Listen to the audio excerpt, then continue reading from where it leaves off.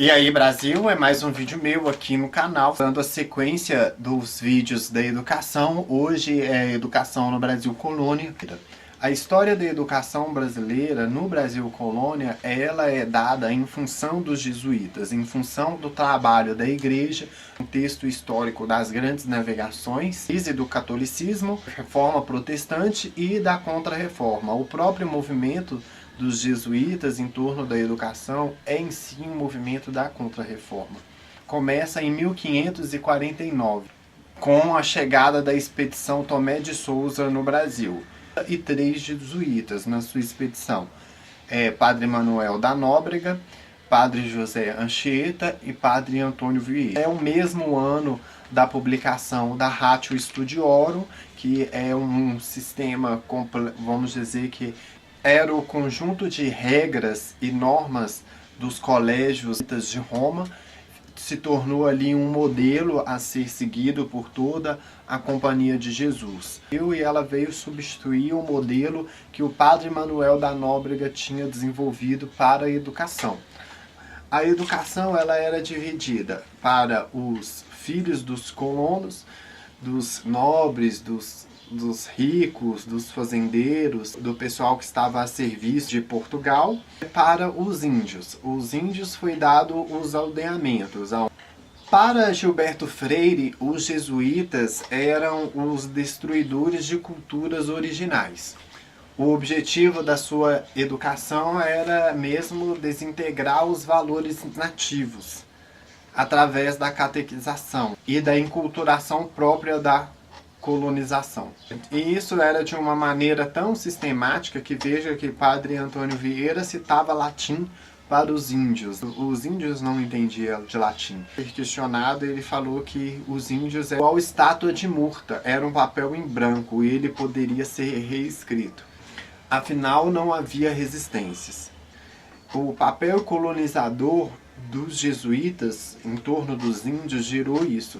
Os jesuítas, em contato com os índios, aproveitaram da sua própria cultura para incutir os valores cristãos e a cultura europeia, seja através da dança, através da música e até mesmo através do teatro. Assim, eles conseguiram ensinar os índios, catequizá-los.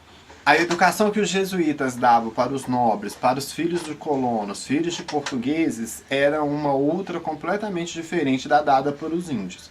A dos índios ela tinha o foco em ensinar a língua, catequizar, evangelizar, colocar um índio como um novo homem ali a partir dos critérios da cultura portuguesa e dos valores da igreja. Para os ricos, os colonos, os filhos dos colonos, os filhos dos portugueses, tinham uma educação voltada para a formação. A formação pessoal, tanto uma formação primária como uma formação secundária, a ponto de que esses educandos pudessem ir para fora, ir para a Universidade de Coimbra e estudar. E nos séculos seguintes, esses mesmos estudantes também tinham a opção de também ir para a França para continuar os estudos e voltar para o Brasil. Havia aí essa diferença entre a educação dada para os índios e a educação dada para os ricos ali naquela época. Em 1759, os jesuítas, por influência do iluminismo e pela escalada do absolutismo em Portugal, eles são banidos da coroa e de todos os países que são colonizados por Portugal.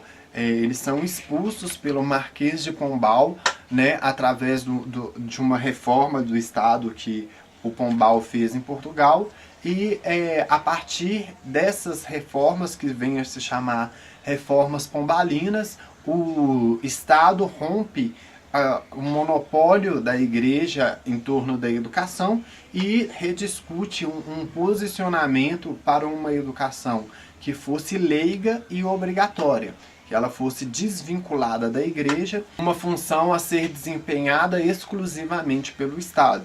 O Marquês de Pombal, de uma maneira despótica, ele rompe esse sistema aí que os jesuítas já tinham desenvolvido, simplesmente abole o sistema, mas ele não cria um outro paralelo para substituir.